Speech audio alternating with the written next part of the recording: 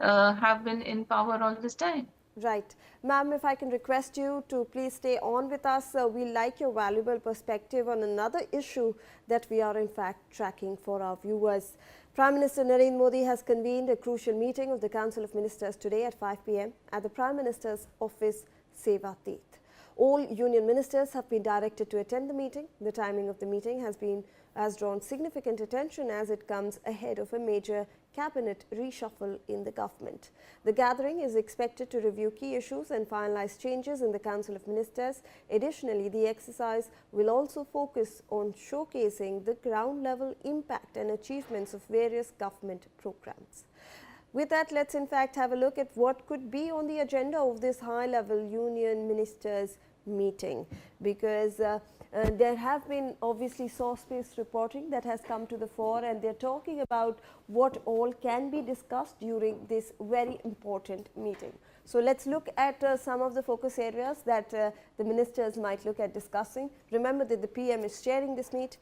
They can look at governance, ministry performance review. So there will be a review of each ministry, how they have performed over the years, a mid-term NDA government assessment as well. So obviously we are looking at ministries, how they are performing well, and how the NDA government also overall has been performing till now. So this is like an assessment of the entire schemes that have been in place, of the governance, how issues are being dealt with at the ministry level, at the crown level as well, and a full in fact report card that will be discussed in this meeting. Remember, it comes at a very important time when there is a likelihood of a cabinet reshuffle in the government. There are also be key ministry report card presentations and public welfare schemes implementation review. So report cards of various ministries will also be discussed. Every ministry will be asked to, give how much have they done for the people, if their schemes are being implemented properly, how much time are they taking to achieve their targets.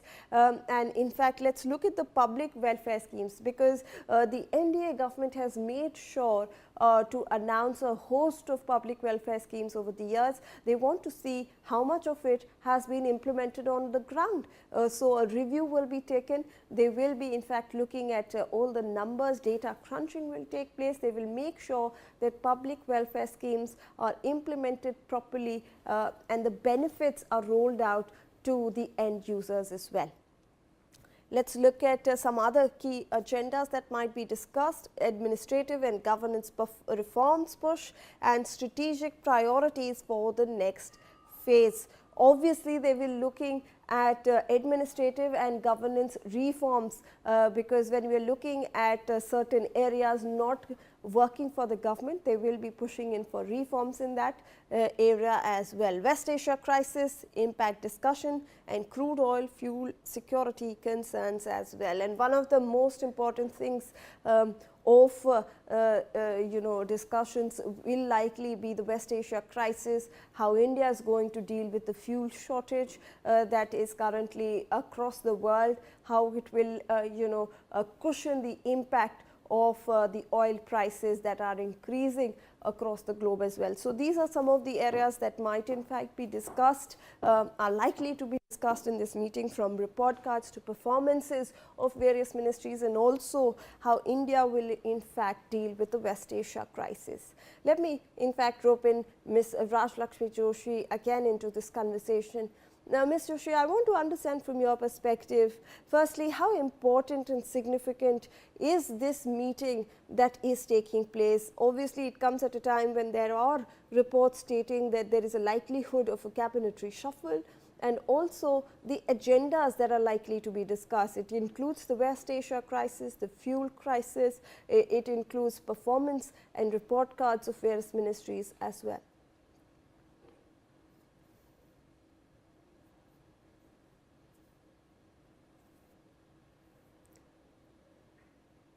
Ms. Joshi, if you can hear us.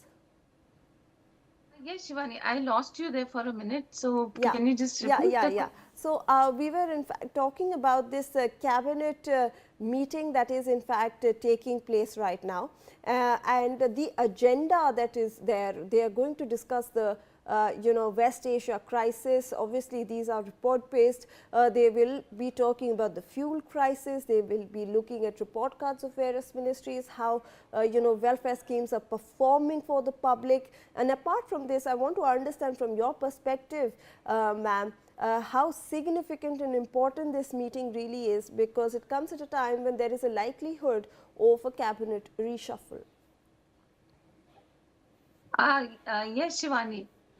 There are expected to be a lot of very important discussions in the cabinet meeting. So, because of which all the ministers have been strictly advised to stay in the capital, and everybody is expected to attend this. And there are obviously very key points on the agenda.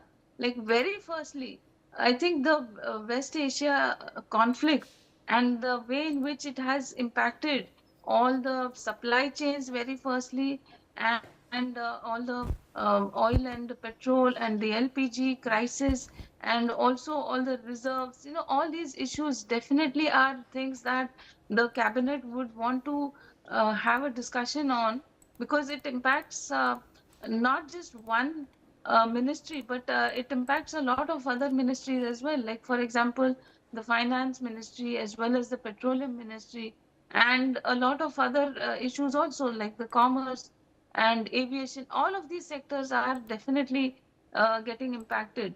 So all of that, I think, is bound to get discussed.